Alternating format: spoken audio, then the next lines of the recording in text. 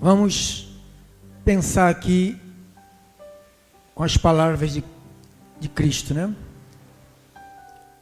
A palavra não falha. Esse é o nosso tema de hoje. A palavra não falha. Irmão amado do meu coração, nós vamos começar em João. Eu quero que você ponha na outra Bíblia, tá? Depois, quando a gente sair de João, a gente volta para Almeida. Valeu? E vamos começar no livro de João, capítulo 1. É o texto que nós estamos falando sobre o assunto, a palavra. Agora, a palavra não falha.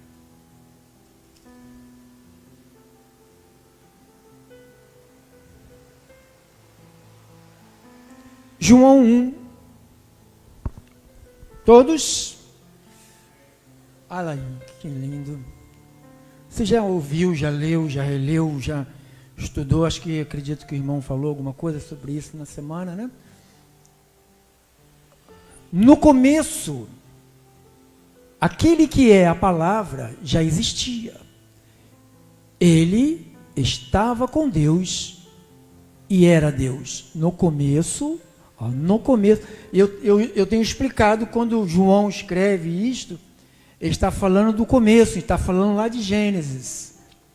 Quando o mundo foi criado, quando começou a povoar, separar, água doce da salgada, tudo isto foi usado o poder da palavra. Então diz aqui que no começo aquele que é a palavra já existia. Ele estava com Deus e era Deus. Desde o princípio a palavra estava com Deus. Por meio da palavra, Deus fez todas as coisas. Você vê que não fala de Cristo, não fala de Jesus, fala da palavra. Deus fez todas as coisas. Nada do que existe foi feito sem ela, a palavra. A palavra era a fonte da vida. Essa vida trouxe luz para todas as pessoas. A luz brilha na escuridão e a escuridão não consegue apagá-la. Houve um homem chamado João que foi enviado por Deus para falar a respeito da luz. Ele veio para que, por meio dele, todos pudessem ouvir a mensagem e crer nela. João não era luz, mas veio para falar a respeito da luz. A luz verdadeira que veio ao mundo e ilumina todas as pessoas. A palavra estava no mundo e por meio dela Deus fez o mundo, mas o mundo não a conheceu. Aí já mostra que a palavra é alguém. A palavra estava no mundo e por meio dela Deus fez o mundo, mas o mundo não a conheceu.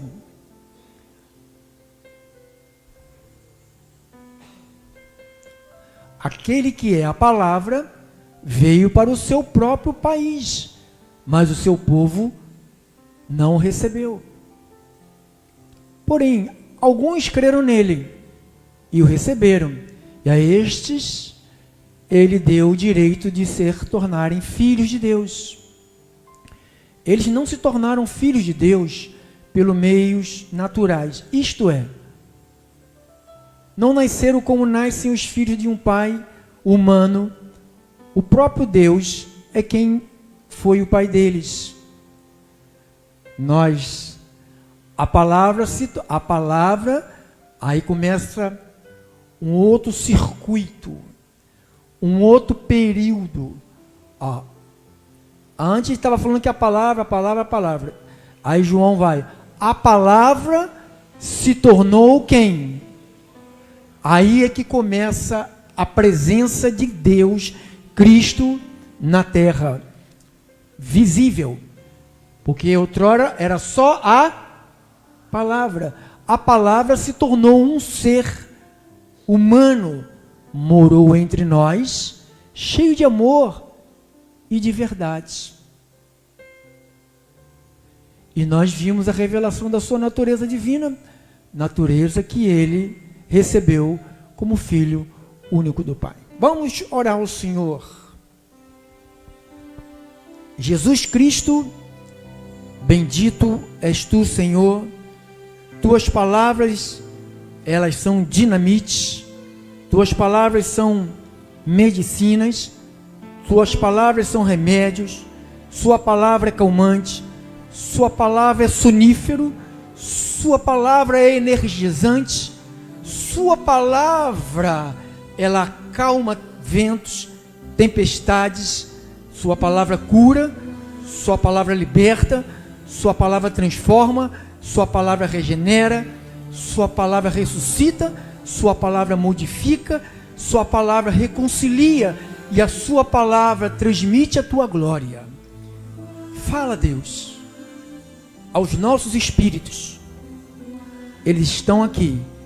Os espíritos perfeitos estão aqui, reunidos aqui, e milhares deles espalhados, aplicativos, o YouTube, o WhatsApp, Facebook, e essas centenas, quem sabe milhares, espalhadas pelas rádios. Eu oro para que a palavra entre em cada um deles, e o povo de Jesus Cristo digam todos amém, amém e amém. Glórias, glórias. Nós já falamos bastante. Quem esteve terça e quinta por aqui, ou terça ou quinta, nós falamos bastante sobre o capítulo 1 de João, do versículo 1 ao versículo 14. Eu disse que ele deixou de ser a palavra quando ele veio ao mundo, né? Que a Bíblia diz lá, no versículo 14, no começo, irmão. 14, no começo. A palavra se tornou um ser humano. Então, quando a palavra se torna um ser humano, ele deixou de ser a palavra quando ele veio ao mundo. A palavra sai dele. Ele no mundo, a palavra começou a sair dele. Quando ele subiu, ou seja, ele estava como a palavra, mas como ele subiu, ele nos deixou de novo a sua palavra. Temos que estar no sistema para ver o resultado. Qual o sistema? Do sistema da palavra. Temos que nos desenvolver, porque o reino de Deus é um sistema. Se você não se envolve no sistema, você não vê o resultado da palavra. Então nós lemos em João 1, João 1 diz que antes de ser criado, a palavra já existia, estava lá. No versículo 2, a palavra estava com Deus. Ainda no versículo 2 diz, tudo foi criado pela palavra. E no versículo 3 diz que a palavra era a fonte da vida. E no versículo 10 diz que a palavra estava no mundo. No versículo 11, aquele que é a palavra. E no versículo 14, a palavra se torna um ser humano. E nós falamos também um pouquinho, né, sobre o fracasso da palavra do homem, né? Nós conversamos, trouxemos para a vida prática como valia a palavra de alguém há 55 anos atrás, 60 anos atrás, quando eu era criança ainda valia, né? Depois passou a não valer muito nada, né?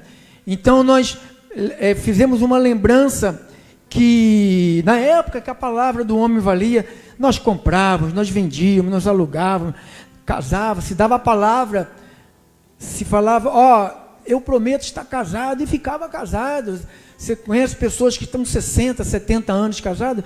Quem conhece? Não é mar de rosa ficar casado 60 anos, não, 50 anos, 30 anos. Ninguém diz, minha vida foi uma maravilha. Não, porque eles ali, eles deram uma coisa que eles consideravam ser de valor, que era a sua palavra. Eu estou tirando a sua filha da sua casa, ela é bem cuidada, ela é bem tratada, ela é bem alimentada, ela tem um quarto bonito, ela tem boas roupas, o senhor, o pai e a mãe sempre cuidou. Estou tirando ela da sua casa, estou levando ela para minha casa, prometo cuidar dela, prometo tratar dela, prometo amá-la, prometo ficar com ela do lado. E você vê que isso dura, às vezes, semanas, às vezes meses, às vezes anos, e essa palavra cai no chão. E isso tem sido um exemplo, né? No meio da televisão, no meio dos jornais, no meio dos influenciadores de pessoas, influenciadores de pessoas que não conhecem a Bíblia. Porque o crente, a única coisa que tem que influenciar ele é a Bíblia. Para mim, um verdadeiro crente que segue qualquer outro livro ou qualquer cartilha, para mim é do Paraguai. Não tem nada a ver com o crente. Está no meio. Você sabe que a semente, o trigo é plantado e o joio logo nasce do lado. Então, a gente nunca vai deixar de ter ele do lado. Nunca. Não estou dizendo que está do teu lado é joio não, tá? Não estou falando nada disso.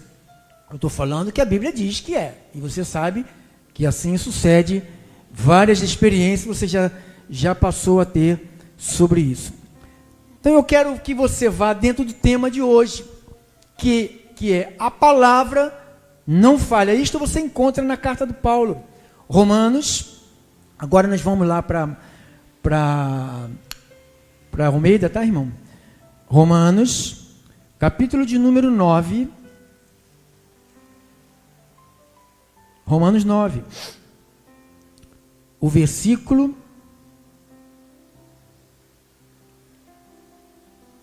é o versículo 6.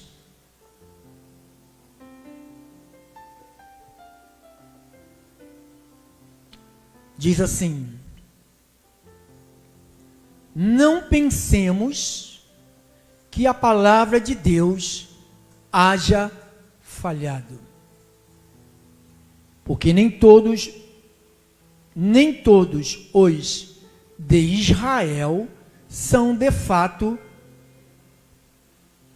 Então aqui já mostra que existe o joio. Dentro do povo de Israel havia, dentro do povo gentil também haverá. Então quando você, coloca do começo, irmão, não pensemos que a palavra de Deus haja falhado. Porque ali, aí se você lê do 1 ao 5, ele está falando dos judeus, que rejeitaram a palavra, não quiseram a palavra. Nós lemos em João, diz que ele veio para os seus, e os seus a rejeitaram. Mas todos que receberam, deu-lhe o poder. Então ele veio para os judeus rejeitaram. Então dá um entendimento que a palavra ela tenha falhado. Dá um entendimento que o povo de propriedade exclusiva de Deus, que são os judeus, estão se perdendo. Então ele compensa, Paulo, ele compensa dizendo, não pensemos que a palavra de Deus haja falhado. Por que a palavra de Deus não falha? Porque lá atrás, um homem chamado Moisés, ele disse o seguinte em Números, capítulo 23, versículo 19. Números 23, 19. Ele diz assim: Deus não é homem para que minta. Pronto, se você tem essa ideia, pastor, mas tem deuses que mentem. A maioria deles não.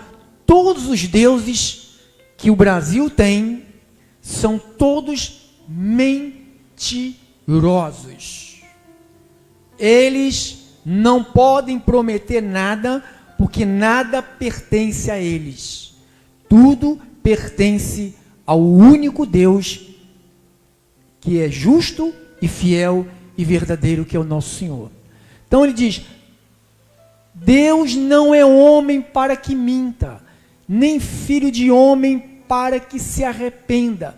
Porventura, tendo ele prometido, não o fará, Ou tendo ele falado, não o cumprirá? Então, aí a gente fica pensando, a palavra vai falhar? Se Deus falou que eu sou um eleito, abençoado, salvo, escolhido, meu nome está no livro da vida, Ele me tirou do império das trevas, me transportou para o seu reino, estou perdoado, o sangue de Cristo me perdoou, o mal não toca em mim, no mundo tem aflições, mas eu tenho que ter bom ânimo, porque Jesus venceu e Ele também nos tornou mais que vencedor. Então, isso tudo que a Bíblia diz a nosso respeito, que se a palavra falha, porque se a palavra falha, essa palavra foi dita por um Deus que é mentiroso. E Moisés conhecia Deus, esse aí conheceu Deus. Diz que o Senhor aparecia para ele, a mesma forma que Deus apareceu a Paulo. Por isso que são duas referências poderosíssimas, tanto Moisés como o apóstolo Paulo. Deus apareceu para Moisés, Deus falava com Moisés, Moisés ouvia a sua voz, Moisés viu o seu poder, viu as suas maravilhas no meio do deserto, viu as maravilhas de Deus lá no meio do Egito. Então Moisés não tinha nenhuma dúvida que Deus não era homem para mentir. Então, se Deus não era homem para mentir, então toda palavra que saiu de dentro dele, ela tem que se cumprir. Que nós até lemos em Hebreus capítulo 12, Hebreus 4:12. Olha o que ela disse. Porque a palavra de Deus, a palavra de quem? Não é a minha, não é a tua. Eu acho, a minha visão, a minha interpretação. Por isso, há alguns anos atrás, irmãos, tinha que ver como é que eu ficava para fazer estudo na Bíblia. Eu ficava 300 horas, Deus, me dê a interpretação, Deus, me dê a interpretação. Parecia judeu batendo com a cabeça lá no muro da lamentação. Deus, Deus, Deus.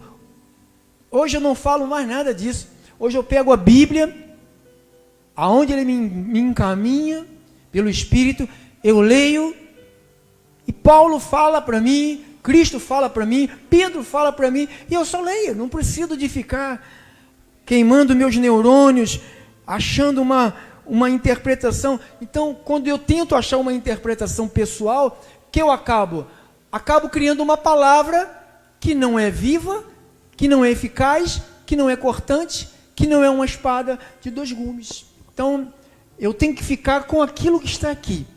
A Bíblia diz que a palavra de Deus, ela é viva. Então, se ela é viva, quer dizer que ela saiu de dentro de alguém que tem vida. Então, se a palavra saiu de dentro de alguém que tem vida, ou seja, se eu usar ela em minha defesa, ela vai me defender. Por isso que Paulo falou, embora andando na carne, nós não militamos segundo a carne, porque as nossas armas não são carnais, são poderosas em Deus para destruir fortaleza, sofisma. E o que é que destrói fortaleza, sofisma? A palavra que é viva. Mas ela não é viva na boca de quem repete. Não é só o fato de eu repetir a palavra. A palavra, ela tem que sair da minha boca e ela tem que ser misturada com a fé. Muita gente fala bonito. Muito bonito. Põe bonito nisso. Mas só que a melhor parte, que para fazer a palavra rodar, para fazer a palavra ser realmente viva, é a fé que faz isso. É pela fé. Pedro anda como? Pela fé. Joga lá o anzol e pega um peixe e abre a boca do peixe e lá tem uma moeda. Como? Pela fé. Você está vendo? Olha, tem um mar na tua frente.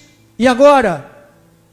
Põe o cajado na água, pela fé, ela vai se abrir. Então tudo tem que misturar a fé. Se eu não misturar a fé, essa palavra, ela não é viva, ela não é eficaz, ela não é cortante, ela não faz absolutamente nada. Você sabe que tem gente que tem um cuidado com a Bíblia, sabe? Limpa a Bíblia toda hora e tal. Isso não está dizendo nada, irmão. Abre Bíblia no carro, tem Bíblia na estante, tem Bíblia em tudo quanto é lugar, só falta ter Bíblia dentro da cabeça. Porque a Bíblia não adianta estar no carro, não adianta estar na estante, não adianta estar na mesa da cabeceira, a Bíblia tem que estar aqui, ou seja, a palavra tem que estar aqui. Que quando vier o ataque, você sabe que Jesus foi levado ao deserto, não foi pelo diabo, foi pelo Espírito. E quando ele chega no deserto, ele começa a ser atacado com a mesma palavra. E ele poderia falar, caramba, o cara está me atacando com a palavra. Mas eles atacam as pessoas com a palavra. O que os mentirosos da fé, como é que eles conseguem arrastar milhares e milhares de pessoas? Porque eles usam o quê? A palavra. Eles usam a palavra da maneira que eles a interpretam. Esse é o perigo dos interpretadores de Bíblia. Vai criar heresias. Vão aí cair numa heresia e daqui a pouco apostata da fé e acabou a vida da pessoa.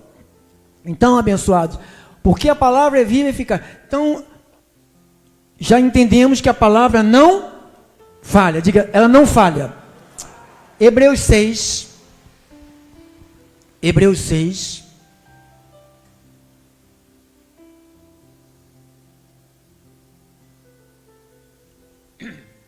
Versículo 17 e o versículo 18 diz assim: por isso, Deus, quando quis mostrar mais firmemente aos herdeiros da promessa a imutabilidade do seu propósito, ou seja, o propósito de Deus é um só. O que ele disse vai cumprir. Tudo o que ele disse vai se cumprir. O propósito se interpôs com juramento, Deus jurando, para que mediante duas coisas imutáveis, nas quais é impossível, diga comigo, igreja, é impossível que Deus... Então, se a palavra não falha, é impossível que Deus minta. Então, qual é o medo que nós temos? Veja ali em Isaías 5:5, 11. Isaías 5:5, 11.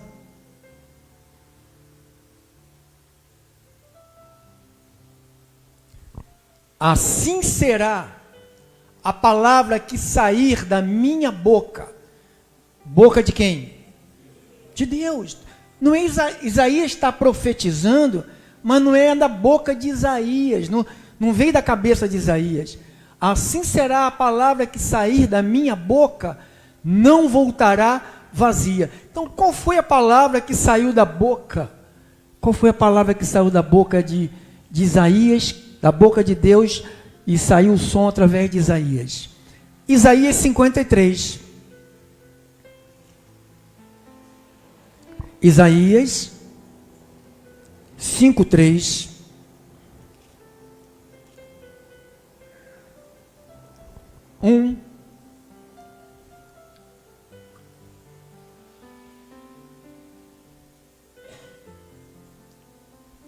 Quem creu na nossa pregação, a quem foi revelado o braço do Senhor, porque foi subindo como renovo perante ele, como raiz de uma terra seca, Saiu da boca de Deus, hein? Porque foi subindo com a raiz de uma terra seca, não tinha aparência, nem formosura, olhamos, mas nenhuma beleza havia que nos agradasse. Era desprezado e o mais rejeitado entre os homens, homem de dores, que sabe o que é padecer e, como um de quem os homens escondem o rosto. Era desprezado e deles não fizemos caso. Certamente ele tomou sobre si as nossas enfermidades e as nossas dores levou sobre si. Eu recebo isto. Certamente ele tomou sobre si as nossas enfermidades e as nossas dores levou sobre si. Eu recebo isto.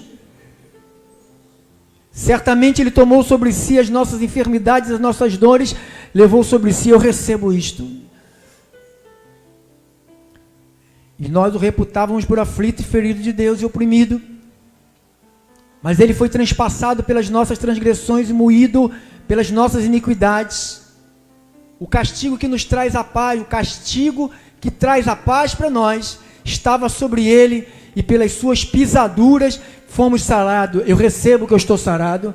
Pisaduras, feridas de Cristo me curou. Eu estou curado pelas feridas que fizeram em Cristo. Todos nós andamos desgarrados, como ovelhas, cada um desviava pelo caminho. Mas o Senhor fez cair sobre ele a iniquidade de todos nós, de nós todos. Ele foi oprimido e humilhado, mas não abriu a boca. Como cordeiro foi levado ao matadouro e, como ovelha muda perante os seus tosqueadores, ele não abriu a boca. Para o juízo opressor foi arrebatado de sua linhagem quem dela cogitou. Portanto, foi cortado da terra dos viventes por causa da transgressão do meu povo, e foi ele ferido. Designaram-lhe sepultura com os perversos, mas com o rico esteve na sua morte. Então, ele foi crucificado com o perverso e foi enterrado com os ricos, na sepultura de um rico. Porque nunca fez nenhuma injustiça, nem dolo algum se achou em sua boca. Todavia, o Senhor agradou moê-lo, fazendo-o enfermar, quando der ele a sua alma como oferta pelo pecado. Verá a sua posteridade, prolongará os seus dias, e a vontade do Senhor prosperará nas suas mãos. Ele verá o fruto do penoso trabalho da sua alma, ficará satisfeito, e o meu servo justo. Com o seu conhecimento justificará muitos. Justificará quantos? Porque as iniquidades deles levará sobre si. Por isso, eu lhes darei muitos com a sua parte, e com os poderosos repartirá ele o despojo. Porquanto derramou a sua alma na morte, foi contado com os transgressores, contudo, levou sobre si o pecado de quantos? De muitos, e pelos transgressores intercedeu. Se a palavra não falha, a prova que a palavra não falha, que isto aí aconteceu 720 anos atrás, antes de Maria ter gerado Jesus Cristo. Você sabe que dessa profecia até o nascimento de Nosso Senhor, segundo os estudiosos, que ninguém tem uma data precisa, é aproximação. Então, quantas pessoas desistiram, quantas gerações passaram que pessoas desistiram de acreditar que isto iria acontecer? Milhares. Nós não vivemos na geração que aguardou os 720 anos chegarem. A maioria se foi, morreram. E também nós não vivemos a geração daqueles que viram Jesus andando sobre a terra. Nós não vimos isto. O que nos resta é a palavra e o Espírito Santo. E a Bíblia diz que quando você ouve a palavra, diga, a palavra, está lá em Efésios 1,13, depois que ouvistes o Evangelho, que é a palavra, e tem crido nele, você ouve o evangelho, que é a palavra, e tem que crer nele, não é só ouvir. Crer é confiar, crer é descansar, crer não é mudar de rota toda hora. Tem gente que diz que crê, mas fica só mudando de rota. Segue até o fim.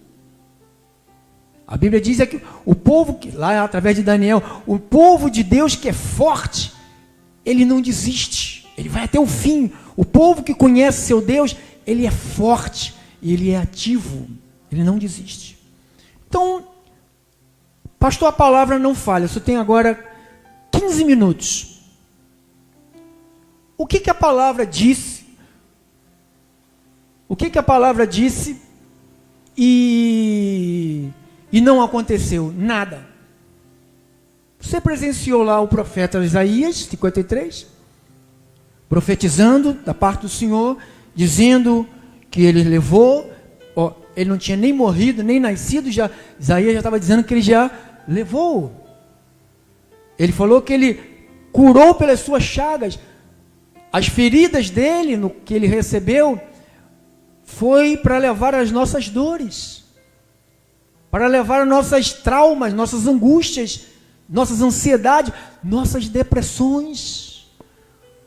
O povo está deprimido porque está faltando Cristo. Estava ouvindo um sábio conversando com alguns tolos, né? E o sábio dizia o seguinte: os tolos perguntavam para ele assim: como é que é Deus? Como é que eu sei que eu preciso de Deus? O tolo, né? E o sábio falou: cada ser humano tem um espaço dentro do seu coração, um vazio. E aquele vazio vai ser preenchido somente por Deus.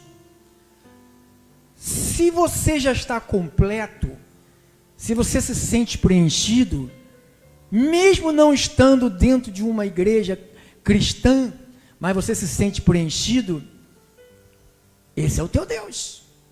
Não sei se é Buda, não sei se é Allan Kardec, não sei se é Maomé, não sei se é Jorge, não sei se é Maria, não sei se é Antônio, se é João, se é Pedro. Então você preencheu o espaço. Tem uns que são aqueles que Jesus morreu por eles, né? Que são muitos. Tem o espaço que me estava aberto, que Deus preencheu, ele já está preenchido. Eu acredito que em você também. É como um casamento. Quando você percebe, porque diz a história, né? Que eu acredito que a mulher foi feita da costela, foi tirada da costela. Deus tirou uma costela do homem e dessa costela ele formou a mulher e devolveu para o homem, para caminhar com ele. Então, quando esse homem encontra essa costela, ou quando esta costela encontra aquele corpo de onde ela deve voltar, aí você encontrou a benevolência de Deus, como diz a palavra. Quem encontra uma esposa, encontrou a bondade do Senhor. Ou seja, você passou a ser preenchido totalmente. Cadê os homens? Diz amém? Glórias a Deus. Então, quando alguém não é preenchido totalmente, ele fica aventuras, em cima de aventura. Você é a mulher da minha vida, você é o homem da minha vida. E já se passa 1, passa 2, passa 3, passa 10. Tem gente que já se passa 20, 30, 40, 50 pessoas na vida da pessoa. E a pessoa não... Aí ficam criticando as prostitutas, que passam na mão de um e de outro. Elas passam na mão de um e de outro, mas pelo menos elas ganham dinheiro, né? Tem as que passam na mão de um e de outros, e a venda leva pancada na cara, xingamento e humilhação, e não ganham absolutamente nada. Por isso que o casamento também é algo sagrado. A união de um homem com uma mulher, ela é sagrada. Por isso que Deus falou, a palavra não falha. O que Deus uniu, o homem não separa. Diga, o que Deus uniu, mas o que Deus uniu? Um casamento que foi encontrado nos quintos dos infernos? Uma pessoa que vai para as congregações e continua com a mente nos quintos dos infernos? Então isto não é casamento, não é uma união por Deus. Mas tem gente aí morrendo aí às mínguas, esperando algo que não vai acontecer. Então agora eu quero nesses 12 minutos, que logo mais nós vamos entrar mais fundo nesse tema. A palavra não falha. Olha, você viu a profecia de Isaías? Olha a profecia de Miqueias, capítulo 7, versículo 18, profecia, hein? E versículo 19. Miqueias 18, o capítulo é o... Perdão, irmão. Capítulo 7, o versículo 18 e 19. Miqueias 7, 18 e 19.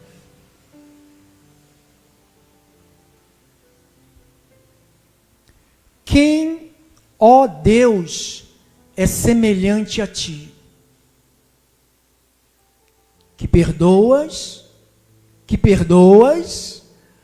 a iniquidade e faz o que mais? E te esqueces da transgressão do restante, da tua herança. Ó Senhor, não retenha a sua ira para sempre, porque tem prazer na misericórdia. Então, Miqueias, é isso, irmão? Miqueias 7, agora 19.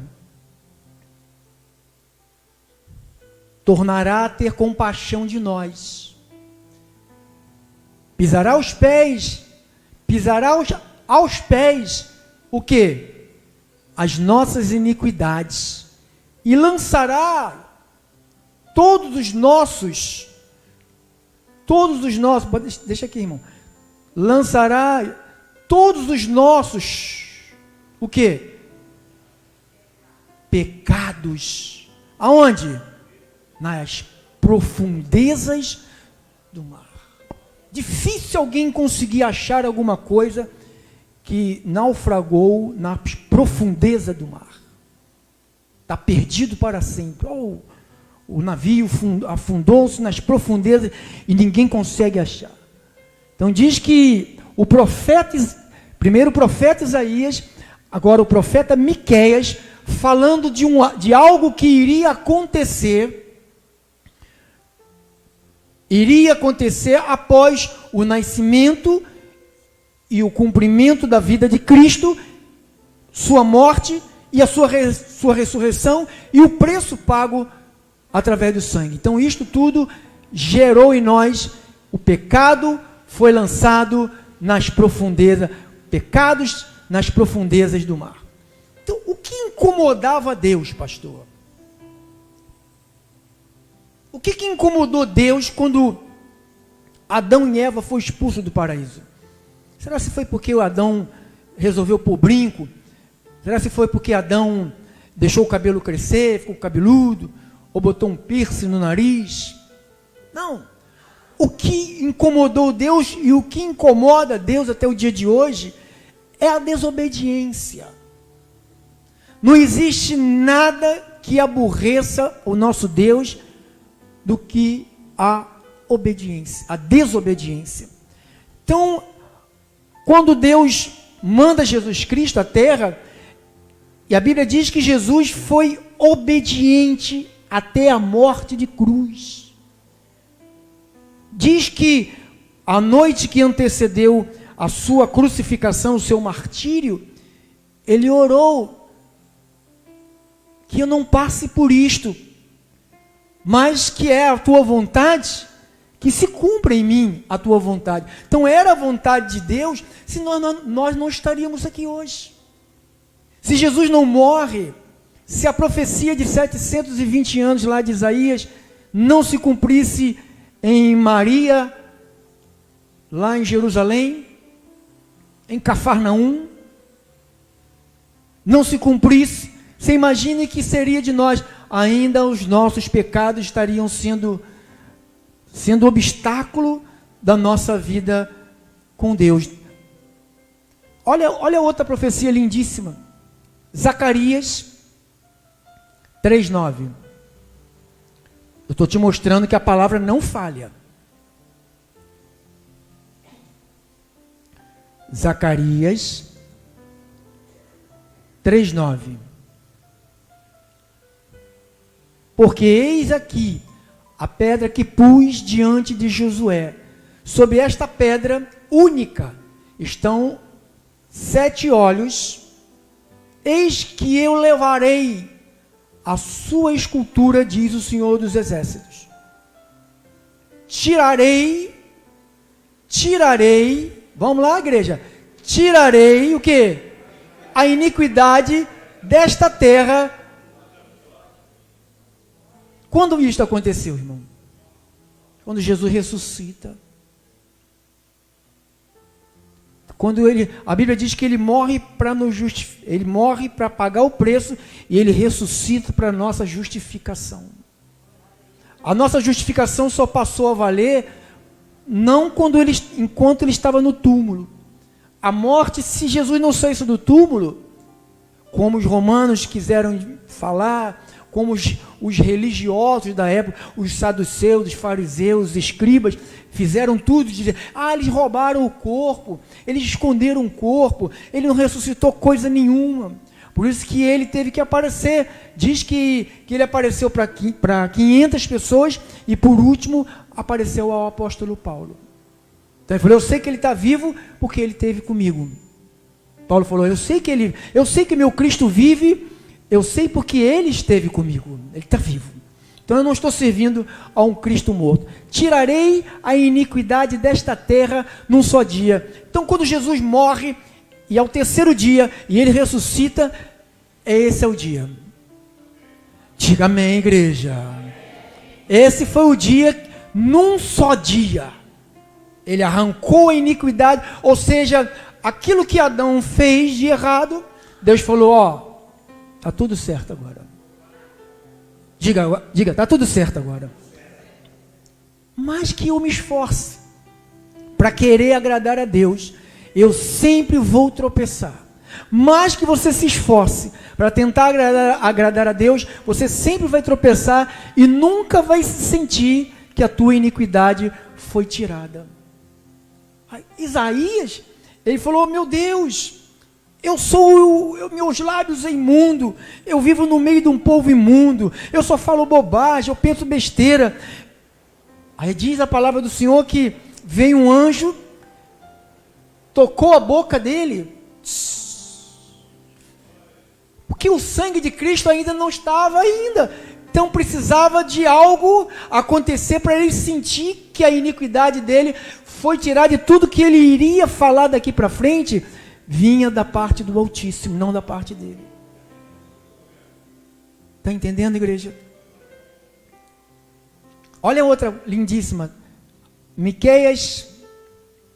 Zacarias, né? Zacarias 13:1. 13:1. Naquele dia, haverá uma fonte aberta para a casa de Davi e para os habitantes de Jerusalém,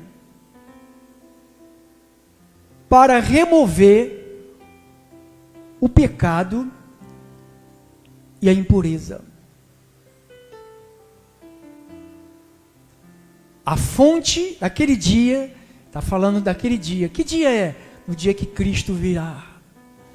No dia que ele veio morrer, no dia que ele veio pagar o preço. Naquele dia, a fonte estará aberta. Jesus é a água, Jesus é a luz, Jesus é a palavra. Naquele dia, para remover o pecado e a impureza. Diga, ele removeu. Porque se você, é pela fé. Pastor, mas é pela fé. Porque se você não se sentir puro, se você não vai entrar no paraíso. Porque no paraíso não entra pecado. No paraíso só entra aqueles que foram removido deles o pecado. Não é eu que falo, Senhor, eu tiro de mim o pecado. Aí as pessoas vão com todo respeito, não me processe, que eu não tenho dinheiro para pagar ninguém. vai lá no Pai de Santo, ele lava o cara com água, tirando o pecado. Isto não lava. Vai na porta do cemitério, toma aquele monte de pipocas, que é bom, as crianças gostam, a gente também gosta, joga em cima do corpo. Outros vai mais, sangue de porco, sangue de vários animais misturados, derrama sobre as pessoas, tudo isto para remover pecado e impureza. Não serve de nada. Deus falou: eu estou cansado dos teus sacrifícios inúteis. Estou cansado. Eu não quero isto. Por isso que ele apressou a vinda de nosso Senhor. Para acabar. Mas até o dia de hoje, o povo de Deus continua ainda vivendo debaixo de sacrifícios. Não, se eu não fizer, se eu não ir, se eu não jejuar, se eu não me consagrar, se eu não fizer, irmãos, não é você, é a graça de Deus em nós. É a graça de Deus em nós. Diga, é a graça de Deus. Jeremias 31, 34. Estou te mostrando que a palavra não falha. Foi dito lá atrás e se confirmou na frente. Jeremias 31, 34. Nem ensinará jamais cada um ao seu próximo, nem cada um ao seu irmão, dizendo: conhece ao Senhor, porque todos me conhecerão, desde o menor até o maior deles, diz o Senhor. Pois perdoarei as suas iniquidades e dos seus pecados jamais me lembrarei. Não se martire com as coisas, amados. Deus sabe o tanto que nós nos esforçamos para agradá-lo. Eu sei que todos vocês estão na rádio, estão no aplicativo, estão no Facebook, estão no YouTube, estão aí nas redes sociais. Eu sei o tanto que você se esforça para agradar a Deus. E Deus está vendo. Deus está vendo. Por isso que ele diz: pois perdoarei as suas iniquidades e dos seus pecados. Diga, dos meus pecados. Diga, dos meus pecados. Afastou de mim ele. Ele fez desaparecer. Tirou. Olha o que João falou em João 1, 29. Olha lá o que João disse. João 1, 29. No dia seguinte, viu João a quem? Quem é Jesus? É aquele que o profeta Isaías falou. No dia seguinte, viu João a Jesus, que vinha para ele, e disse: olha o que João falou. O que João falou? Eis quem é ele? Cordeiro de Deus. Por que o cordeiro, pastor? Porque Jesus ele foi representado como cordeiro na mente de João. Porque eram os cordeiros que eram imolados. Era o sangue dos cordeiros que cobria os pecados do povo naquela época. Só cobria. Só por algum tempo.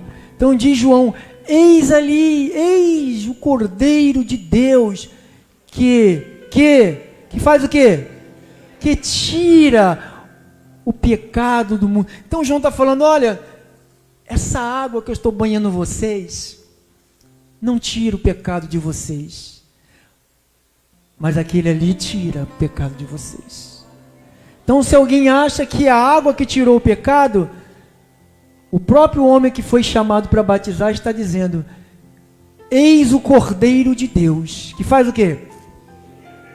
Tira o pecado, arranca o pecado, faz desaparecer. 19, 28 e 30 de João.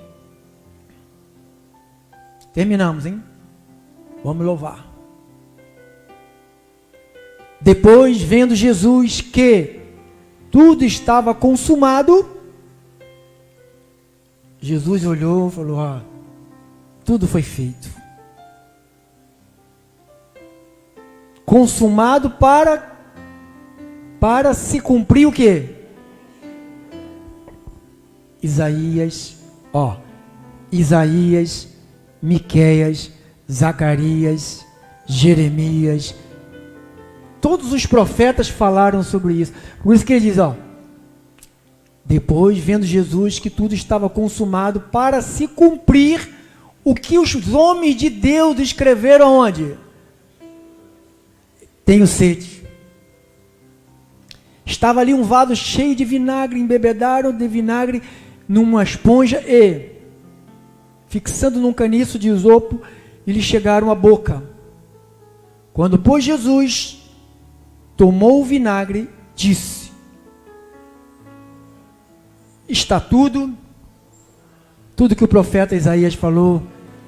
Receba a cura, receba a saúde, receba a salvação, receba o perdão, viva perdoado, viva como um santo, mesmo que você saiba que você não é esse santo todo. Quem sabe disso? Mas viva,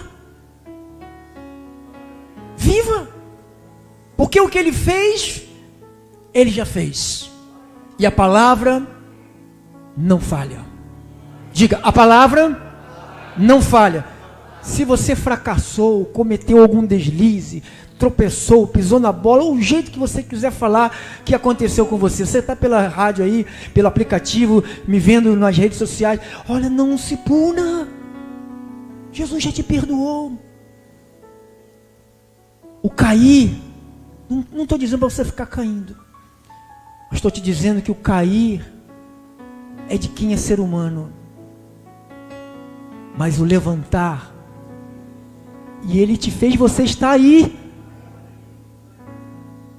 agora, na rádio, no aplicativo, ele te fez você estar aí, ou aqui dentro, para te dizer, ele te levanta, para você dar a tua segunda jornada, porque você tem muitas jornadas para caminhar com o Senhor.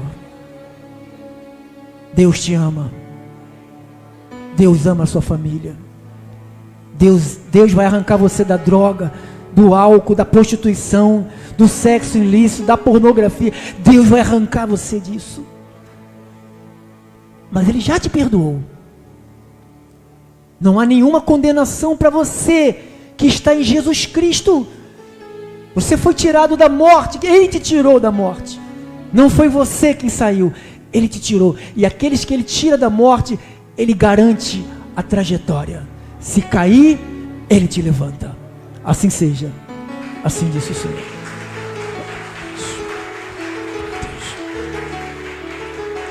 Ficamos de pé, irmãos. Glórias a Deus.